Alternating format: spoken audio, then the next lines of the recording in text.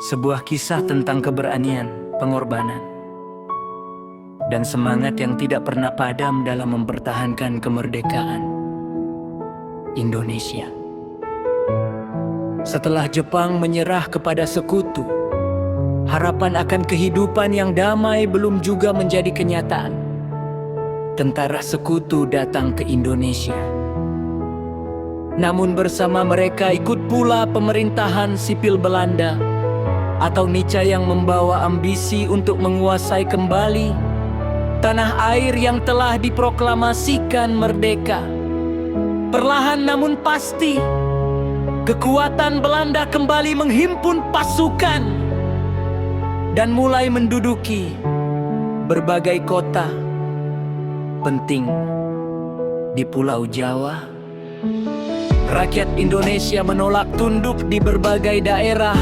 Para pejuang mengangkat senjata, mempertahankan kemerdekaan dengan segala kemampuan yang mereka miliki. Ketika Belanda melancarkan agresi militer, banyak kota berhasil mereka kuasai.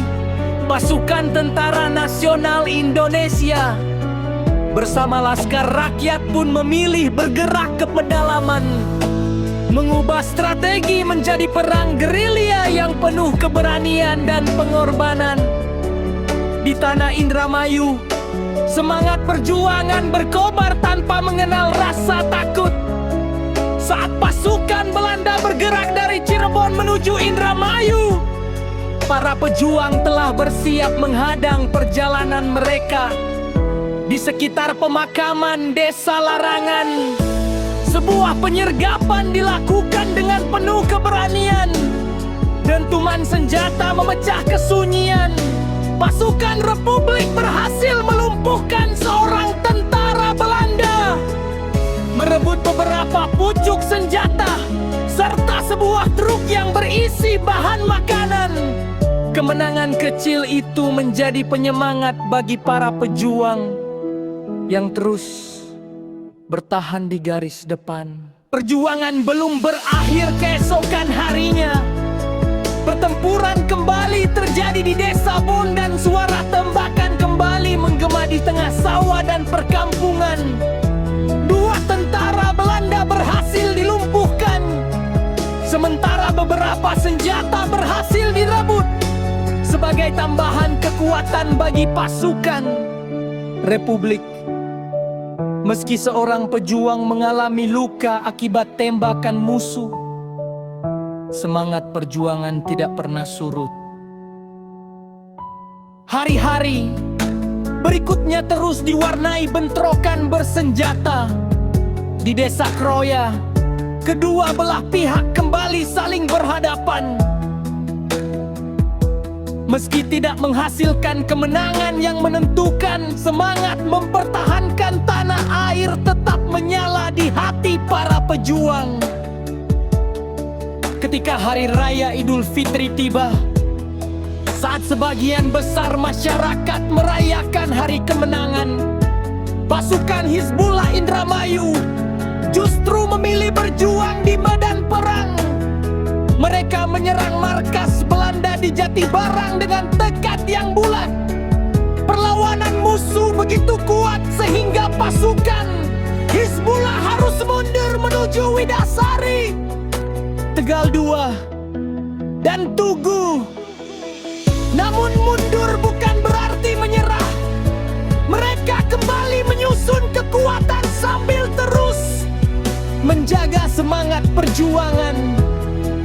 Beberapa waktu kemudian, gabungan pasukan Tentara Nasional Indonesia dan Hizbullah kembali menyusun strategi. Mereka menghadang iring-iringan tentara Belanda di jalan menuju. Lelea pertempuran sengit terjadi di dekat jembatan dengan keberanian yang luar biasa.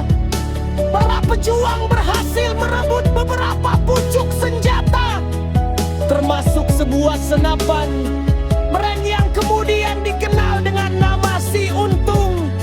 Senjata rampasan itu menjadi lambang keberanian sekaligus harapan baru bagi pasukan Bled dalam menghadapi kekuatan musuh yang jauh lebih lengkap.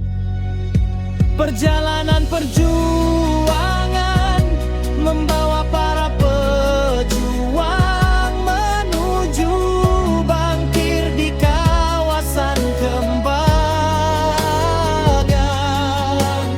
Bangkir, pasukan yang dipimpin Letnan Sentot bersiap menghadang sebuah iringan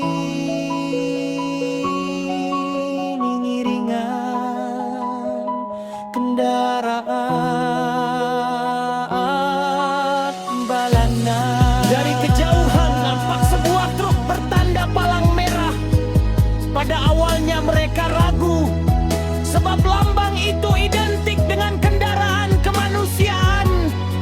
Namun setelah diketahui bahwa kendaraan tersebut dipenuhi tentara Belanda dan perlengkapan tempur, keraguan itu pun sirna. Suara tembakan memecah udara. Si Untung kembali menunjukkan perannya. Peluru demi peluru melesat menghantam kendaraan musuh. Para serdadu Belanda yang berusaha menyelamatkan diri menjadi sasaran tembakan para pejuang Republik. Pertempuran berlangsung sengit hingga akhirnya sebagian besar pasukan Belanda berhasil dilumpuhkan senjata. Mereka kemudian dirampas untuk memperkuat perjuangan, mempertahankan kemerdekaan. Namun setiap kemenangan selalu dibayar dengan pengorbanan. Dalam pertempuran itu seorang anggota Tentara Nasional Indonesia bersama seorang pejuang bernama Salim gugur sebagai kusuma bangsa. Darah mereka menjadi saksi bahwa kemerdekaan Indonesia tidak diraih dengan mudah, melainkan ditebus oleh keberanian